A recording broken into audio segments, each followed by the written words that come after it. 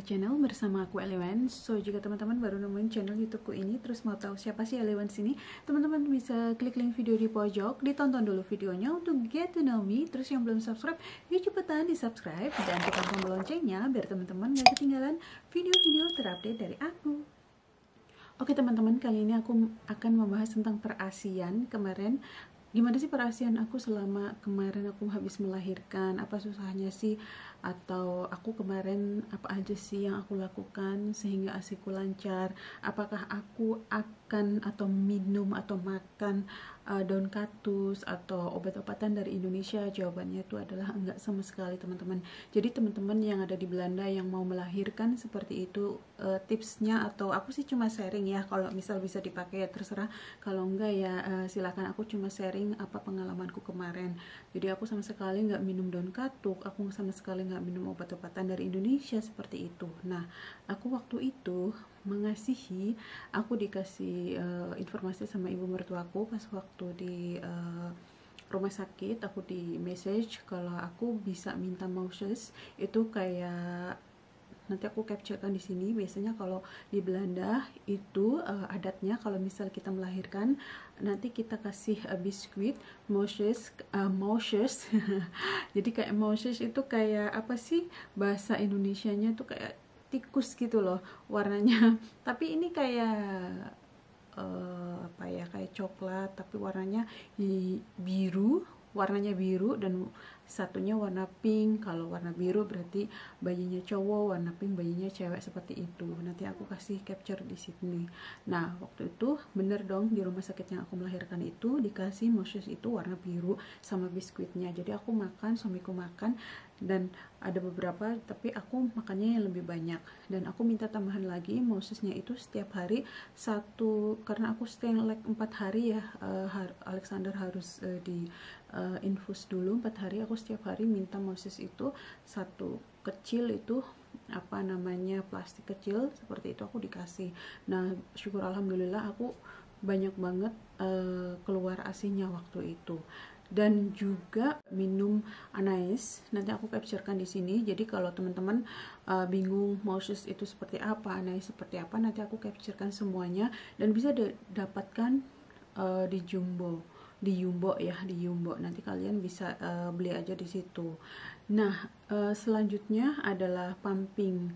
Pumpingnya itu aku kanan kiri tuh beda-beda. Misal pumping pertama kanan 10 menit, kiri 3 menit, dan nanti misal mau pumping selanjutnya itu kiri 10 menit, kanan 3 menit, seperti itu. Jadi kayak stimulasi seperti itu teman-teman. Nah, kenapa informasinya kan kalau kita kena sakit hormon seperti aku, itu ASI akan susah teman-teman. Tapi waktu itu aku berpositif thinking, pokoknya insya Allah berpositif thinking, berusaha dan berdoa tentunya sama Tuhan. Ya Allah, informasinya seperti ini, kalau penyakit hormon ASInya susah, aku gak mau seperti itu Tuhan. Pokoknya kun fayakun, selama engkau mengizinkan pasti apapun yang terjadi, terjadilah gitu loh. Jadi aku nggak mau pikir yang macem-macem, aku di situ pokoknya. Jadi kayak payudaraku, misal pas aku ada di saat-saat stres ya waktu itu, karena kan anak diinfus juga, terus ada ya hormonnya lagi naik turun, ada satu hari stres seperti itu. Pas waktu di rumah sakit sih agak itu ya, karena mungkin baru ngelahirin, terus stres lihat anak seperti itu, sedih juga.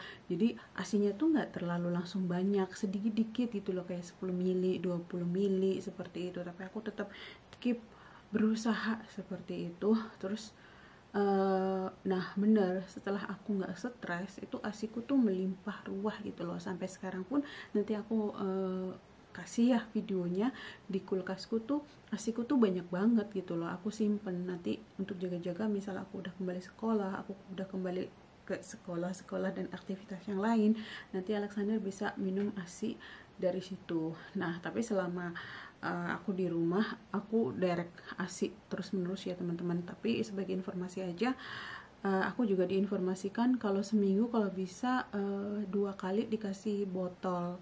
tapi ASI yang dimasukin botol gitulah. Nah, selama memberikan ASI dalam botol itu diusahakan jangan kitanya, tapi partner kita atau suami gitu. Jadi kalau misal mau minum nih ASI sama ibunya, berarti ya udah langsung sama ibunya gitu loh.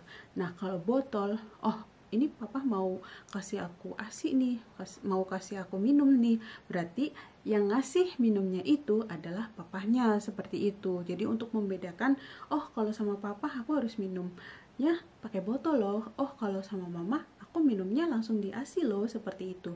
Aku sih ini ngomong seperti ini karena berdasarkan dari expert ya, dari laktasi expert gitu loh, bukan aku sembarang ngomong gitu loh teman-teman, aku cuma sharekan aja.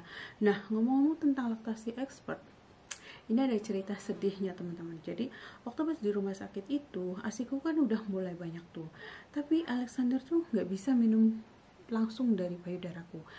Nah, nipelku atau putih susuku juga nggak terlalu besar.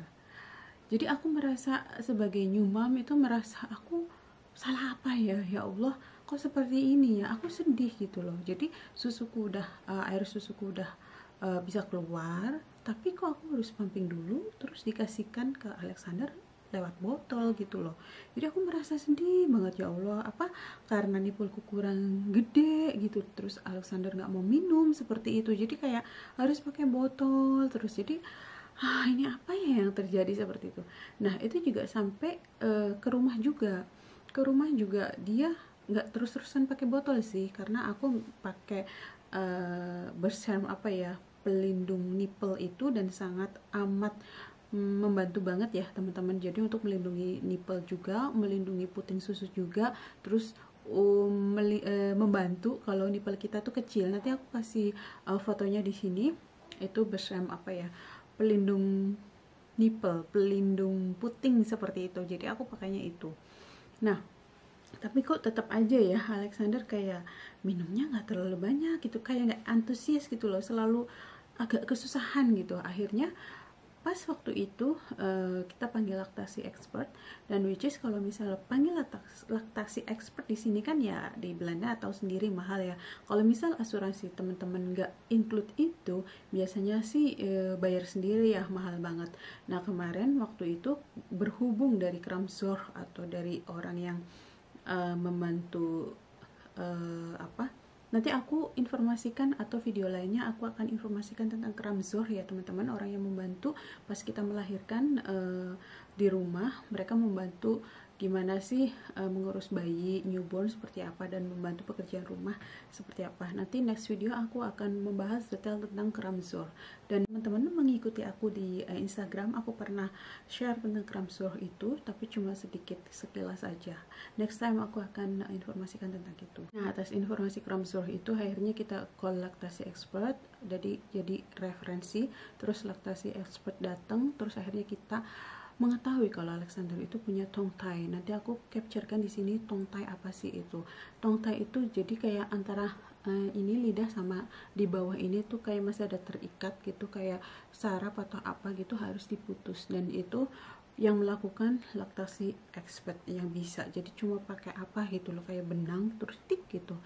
Dan waktu itu juga Alexander sama sekali nggak nangis. Kita sebagai orang tuanya, apalagi new mom ya, itu kayak deg-degan, aduh dipotong, aduh gimana gitu kan rasanya. Tapi Alexander sama sekali nggak nangis. Nah, setelah di tongtainya itu diputusin sama laktasi expert, Allah Akbar teman-teman, itu nyusunya tuh langsung kayak abis lari terus langsung gitu, kayak disedot semuanya gitu loh. Sampai detik ini pun seperti itu, alhamdulillah. Jadi untuk teman-teman kalau misal anak bayinya yang baru lahir terus kayak nyusunya kok seperti ini, kok nggak terlalu antusias, coba deh dicek ke laktasi expert apakah ada tongtai. Nah, ini sih nggak setiap bayi mempunyai tongtai yang seperti itu ya, kayak Alexander itu ya hanya beberapa. Nah, dilalahnya kok Alexander punya. Jadi ya kita disyukuri aja, toh semuanya itu ada jalan keluarnya kalau kita mau berusaha. Dan waktu itu benar-benar rasanya aduh, jadi rasa blaming myself, aku sebagai ibu baru, sebagai new mom itu kayak menyalahkan, kok anakku seperti ini ya gitu. Akhirnya berkurang, oh ternyata Alexander punya tongue tie, that's why dia nggak mau nyusunya, kayak nggak terlalu antusias, nyedotnya tuh kayak nggak kuat gitu. Tapi habis tongue tie-nya itu diputus, akhirnya alhamdulillah berhasil, dan nyusunya tuh kayak cowok ya. Sebagai informasi sih katanya kalau cowok itu nyusunya lebih banget, dan aku merasakan banget ya teman-teman, susuku tuh banyak banget, tapi ya alhamdulillah bisa mencukupi lah untuk Alexander. Malah kadang paling ya cuma 1 kali aku pump sekarang, karena dia selalu ngosongin apa susu mamanya gitu. Nah mungkin itu aja teman-teman. Mungkin kalau ada sesuatu yang bisa diambil dari teman-teman yang mungkin sekarang lagi hamil, terus nanti mempersiapkan lahiran, terus nanti mau mempersiapkan ASI, dan menurutku ASI itu menyenangkan teman-teman, jadi jangan takut. Nah backgroundku sekarang ada suara Alexander yang lagi tidur, ngelindur. Kalau itu bukan nangis-nangis gimana, tapi lagi ngelindur. Dia habis imunisasi di 2 titik ini, ya Allah, aku udah deg-degan gimana, anaknya cool aja seperti itu. Nah semoga informasi dari saya bermanfaat untuk teman-teman yang lagi mau melahirkan, mempersiapkan ASI. Itulah tipsnya atau sharing dari aku melewati itu. Jadi 1 minum Moses, terus Anais milk, terus power pumping 3-10-10-3 seperti itu. Biasanya 1 hari itu aku waktu itu cuma 2 kali, jadi totalnya berapa coba, kayak 20 menit ya kayak gitu. Terus yang keempat, cek apakah bayi teman-teman ada tongue tie atau tidak. Di sini nanti aku capturekan. Dan yang kelima, menurut aku yang terpenting adalah teman-teman jangan sampai stres. Emang sih kalau bayi tidur diusahakan ikut tidur juga, emang itu bener banget teman-teman. Jadi nggak usah pikirin tentang pekerjaan rumah. Kayak seperti aku kan semuanya aku sendiri, aku dan suami ya tentunya, nggak ada yang bantu gitu kan. Kayak keluarga pun nggak ada keluarga, mertua juga sibuk gitu loh. Jadi aku sama sekali nggak ada campur tangan dari mertua atau campur tangan dari keluarga, karena which is keluarga kita tuh semuanya mostly di Jerman gitu loh. Jadi pokoknya semuanya sendiri, mau masak, mau ngurusin bayi, mau bersih-bersih rumah, mau laundry, mau semuanya sendiri teman-teman. Itu udah dikesampingkan dulu, fokus sama anak. Terserah mau rumah berantakan, mungkin piring berantakan atau apa berantakan, pokoknya fokus ke anak. Menurutku sih seperti itu. Tapi untungnya sih kemarin alhamdulillah kita berdua bertiga ya sama Alexander, suami itu kita timnya kuat. So itu aja teman-teman, aku mau cek Alexander. So see you in my next video. Dah.